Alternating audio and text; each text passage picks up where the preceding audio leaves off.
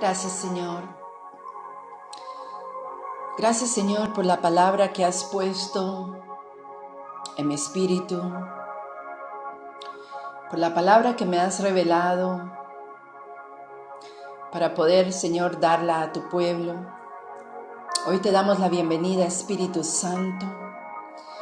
Que seas tú tomando el control, que seas tú, Señor, haciendo conforme a tu diseño y a tu voluntad en cada corazón que escuche esta palabra en este día, Señor. En el nombre de Jesús te pedimos todo esto, sabiendo, Señor, que tú ya lo has hecho. La palabra de hoy se titula La ira de Dios. Y damos comienzo con el libro de 2 de Timoteo, capítulo 4, versículos 16 y 17, y dice de esta manera: Toda escritura es inspirada por Dios y es útil para la enseñanza, para la reprensión, para la corrección, para la instrucción en justicia, a fin de que el hombre de Dios sea perfecto, enteramente capacitado para toda buena obra.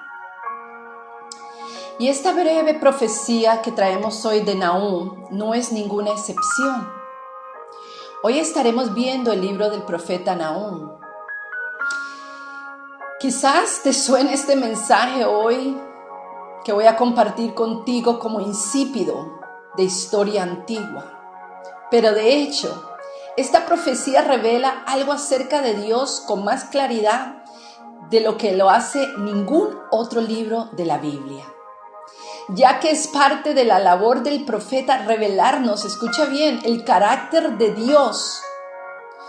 Y mientras oraba en mi cuarto de oración, yo le pedía a Dios una palabra, le pedía revelación en medio del caos que está viviendo el mundo entero, que están viviendo las naciones, los continentes, las provincias, los barrios, las ciudades, el mundo entero. Y fui dirigida hacia el libro de Nahum, y aunque muchas veces lo he leído, como quizás muchos de ustedes, pero nunca le presté la atención que le presté en estas semanas. Y he estado meditando sobre este libro aproximadamente ya 3 semanas, pidiéndole al Señor que me dé el rema. El rema es la palabra de Dios dada a nuestro espíritu. Y sé que esta palabra es tan necesaria para estos tiempos de gran dolor, donde el mundo entero está viviendo en estos momentos. El atributo de Dios que le fue revelado al profeta Nahum fue la ira de Dios. No hay actualmente una doctrina que resulte más repugnante para las personas que la ira de Dios. Y es la doctrina que a muchos les gustaría olvidar, ni siquiera recordar. Hay muchos que se imaginan a Dios como un caballero amable y que no puede soportar pensar en castigar ni juzgar a nadie. Sin embargo, fue la labor de Nahum mostrar la ira de Dios ante el cual deben presentarse los hombres en silencio y en temblor. No es posible leer esta profecía sin sentir algo de la solemnidad de esta imagen impresionante de Dios. Y al leer este libro es importante saber por qué y hacia quién va dirigida la ira de Dios. Esta profecía va dirigida contra la ciudad, escucha bien, de Nínive, a la cual Dios había enviado al profeta Jonás. Cuando Jonás predicó en Nínive, la ciudad que pasó se arrepintió en saco y ceniza, y la ira que Dios sentía contra ella fue contenida, y la ciudad se salvó, porque desde el rey hasta el más humilde de sus ciudadanos se volvieron a Dios y se arrepintieron de sus pecados. Tremendo. El libro de Nahum aparece unos 100 años después, escucha bien, de la profecía de Jonás, Acuérdate que Jonás no quería ir a declararle al pueblo la destrucción de Dios. Y hizo muchas cosas para no llegar, pero al fin Dios lo puso en el camino donde él tenía que estar para llevar esta palabra.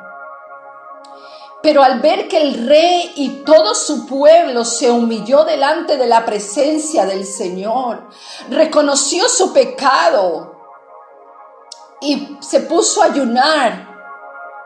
Entonces Dios, ¿qué hizo? Se arrepintió de la palabra que había dado de destrucción. Aunque a Jonás no le gustó mucho esto y quería realmente morirse porque él no entendía todo el proceso que había pasado para dar una palabra de juicio y después Dios arrepentirse. Tenemos a un Dios poderoso que es lento para la ira y grande misericordia, pero que no tendrá por inocente al malvado. Pero mira lo que pasa 100 años después del profeta Jonás. Durante este tiempo, Nínive se arrepintió de su arrepentimiento, imagínate, y comenzó a hacer de nuevo las mismas cosas que habían suscitado de la amenaza del juicio de Dios por medio del profeta Jonás. Se arrepintieron de su arrepentimiento y volvieron a ser malos, a tener maldad en sus corazones. ¿Cuántas naciones escuchamos, oímos que estaban en grandes avivamientos poderosos de parte de Dios? Y que se habían arrepentido y que estaban ayunando, y bueno, que era tremendo, aún personas individuales arrepentidas de su pecado. Y un día, sin esperarlo, se arrepintieron de estar arrepentidas y volvieron aquellas naciones y volvieron aquellas personas a caer en el pecado que antes tenían o peor.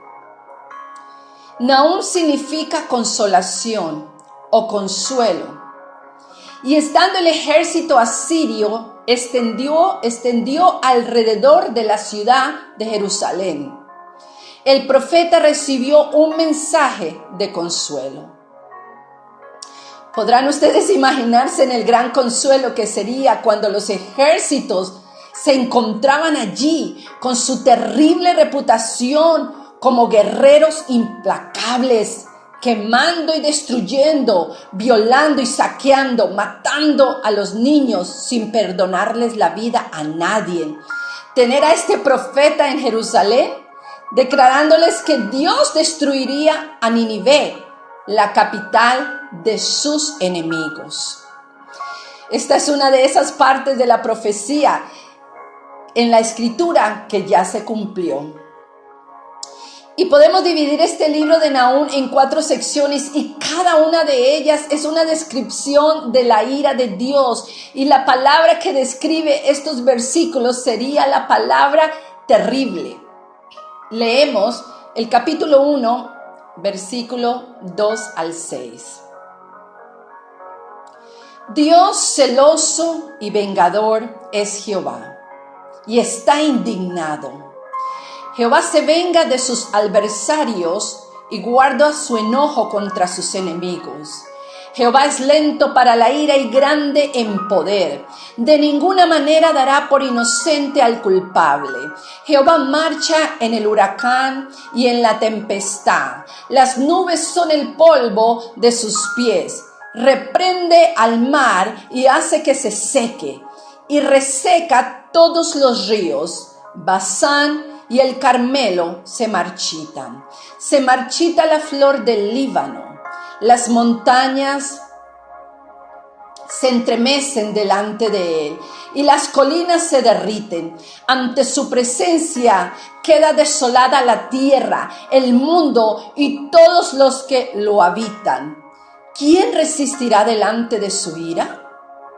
¿Quién quedará en pie ante el furor de su enojo?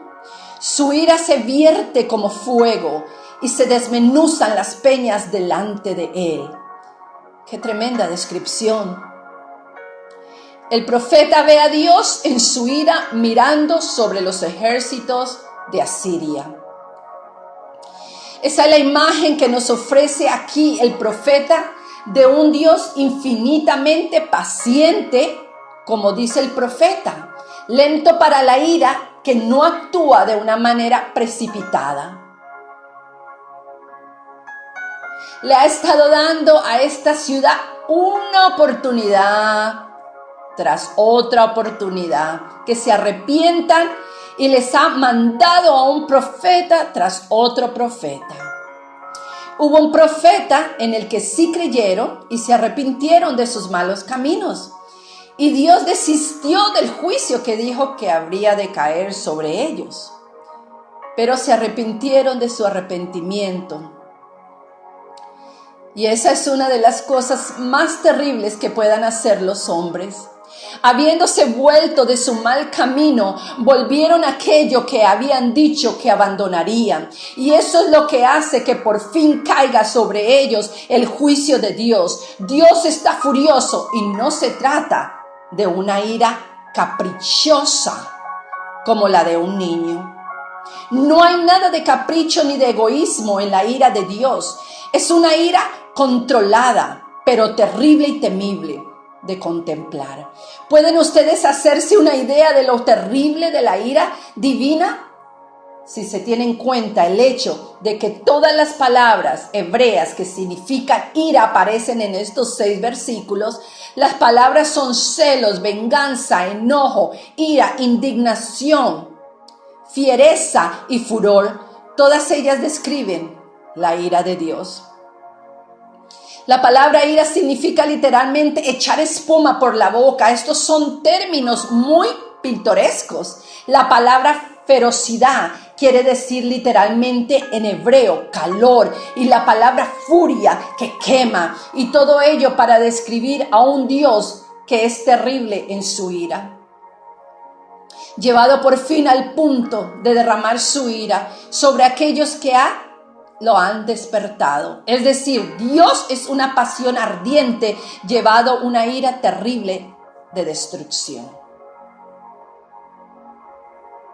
La segunda sección, empezamos por el versículo 8 del capítulo 1, nos muestra otro aspecto de su ira. Aquí se nos dice claramente que la ira de Dios o su furor, escucha bien, puede ser personal, porque va dirigido contra una sola persona. En el versículo 11 tenemos una referencia a Senaquerib, el general de los ejércitos asirios, y dice: de ti salió un consejero de Belial que tramó el mal contra Jehová. Toda la ira de Dios fue dirigida contra este rey pagano que urdió deliberadamente un complot para destruir al pueblo. Después de que Dios hubo visitado la ciudad con su gracia y les hubo salvado de su ira, el versículo 12 se refiere a la visita del ángel de la muerte cuando Senaquerib descendió con su ejército sobre Jerusalén. En Isaías capítulo 36 y 37 tenemos la descripción de cómo descendieron los ejércitos y se extendieron ante la ciudad de Jerusalén. Entonces le dijeron al rey Ezequías, con desafíos provocadores, que se iban a apoderar de la ciudad y que no había fuerza que se les pudiera resistir. Isaías nos dice cómo tomó Ezequías estos mensajes y los extendió ante el Señor, pidiéndole a Dios que salvase a la ciudad, incluso con los ejércitos asirios rodeándolo. Y esa noche se nos dice, pasó el ángel de la muerte sobre los ejércitos asirios y mató a 185,000 soldados. Esto lo encontramos en el libro de Isaías 37 y 36. A esto también se refieren los versículos 12 y 3 de este libro que estamos leyendo. Pero así ha dicho Jehová: aunque vivan reposadamente y sean muchos, con todos serán cortados y pasarán. Y aunque yo te haya afligido, no te afligiré más. Ahora quebraré su yugo de sobre ti y romperé tus coyundas. Como resultado de ello, los ejércitos asirios se volvieron atrás y se salvó Jerusalén. En hebreo existe una interesante construcción, pues dice: cuando se despertaron por la mañana, he aquí todo eran hombres muertos. Como es lógico, los que se despertaron fueron los israelitas y no los asirios. El versículo 14 se cumplió literalmente al ser asesinado Senaquerí. Cuando pasó el ángel sobre el campamento, se le perdonó la vida al general asirio y regresó a Nínive. Pero mientras estaba adorando a sus falsos dioses en el templo, después de haber estado luchando contra Israel, fue asesinado por sus 2 hijos que robaron la corona para sí mismos. Esto lo puedes leer en el versículo 14. Pero acerca de ti Jehová ha mandado: nunca más sea mencionado tu nombre de la casa de tu Dios. Destruiré los ídolos y las imágenes de fundición y las convertiré en sepulcro, porque fuiste vil. Esta es la palabra que Dios dio. Dios es un Dios justo, Dios es un Dios poderoso, Dios es el que pelea por nosotros mientras nosotros permanezcamos callados y en quietud, sabiendo que Él es el Dios de todo poder, el que juzga todas las naciones y juzgará a nuestros enemigos que se levanten contra nosotros. Y años antes de que esto sucediera, se le dijo al profeta Nahum que Dios se encargaría de este hombre en su propio templo, en la casa de sus dioses, y allí estaría su sepulcro. La ira de Dios le buscó y le golpeó. En el versículo 15 tenemos el grito gozoso que surgió desde Jerusalén. Llegó la noticia de la muerte de Senaquerí. Llegó la noticia de tu enemigo. Llegó la noticia de los que vinieron contra ti en el nombre de Jesús. He aquí sobre los montes los pies del que trae buenas nuevas, del que anuncia la paz. Celebrad, oh Judá, tus fiestas. Cumple tus votos, porque nunca más volverá a pasar sobre ti aquel inicuo, pues ha sido completamente destruido. Aleluya, gloria a Dios y al que vive por los siglos de los siglos. ¿Qué imagen es esta del hecho de que la ira de Dios puede dirigirse en contra de una persona? Esto es lo que les cuesta trabajo creer a la gente, que alegan que Dios es un Dios solamente de amor. ¿Cómo puede entonces castigar a nadie? Ese es el argumento cuando se menciona que la justicia de Dios exige que nos castigue. Dice que eso no es posible. El amor de Dios es superior a su justicia. Dicen, y por lo tanto, bajo ninguna circunstancia puede la justicia de Dios hacerle que castigue, y son muchos los que viven creyendo en este engaño. Pero aquí tenemos, amada iglesia, a un hombre que fue escogido, como nos dice el profeta, para llevar el impacto de la ira de Dios, y que fue responsable de los saqueos contra Judá. En la tercera sección, Dios se dirige a la ciudad de Nínive. Hemos visto ya de qué modo pinta este retrato de la derrota de la ciudad, y ahora dice, versículo 11 y 12. ¿Dónde está pues la guarida de los leones? Este es un símbolo de los asirios, de igual manera que el oso es símbolo de Rusia y el león de Gran Bretaña. Y la cueva de los leoncillos, donde se cobija el león, la leona, los cachorros, sin que hubiera quien los atemorizara. El león destrozaba para sus cachorros y estrangulaba para sus leonas. Llenaba de presas sus cavernas y su guarida de rapiña. Esta es una burla en relación con la derrota de la ciudad. Si hubieran ustedes visitado el lugar donde estuvo la ciudad de Nínive, hace 60 años se hubiera encontrado en medio de un desierto, no sabiendo ni mucho ni menos que aquel había sido el emplazamiento de la antigua y gran ciudad. Los arqueólogos han empezado a desenterrar esta ciudad y sabemos dónde se encontraba Nínive, pero durante siglos estuvo perdida, enterrada en las arenas movedizas del desierto, guarida de demonios. Y el último capítulo revela lo irresistible que es la ira de Dios. En el versículo 4 se nos dice una de las razones por la que iba a ser destruida Nínive.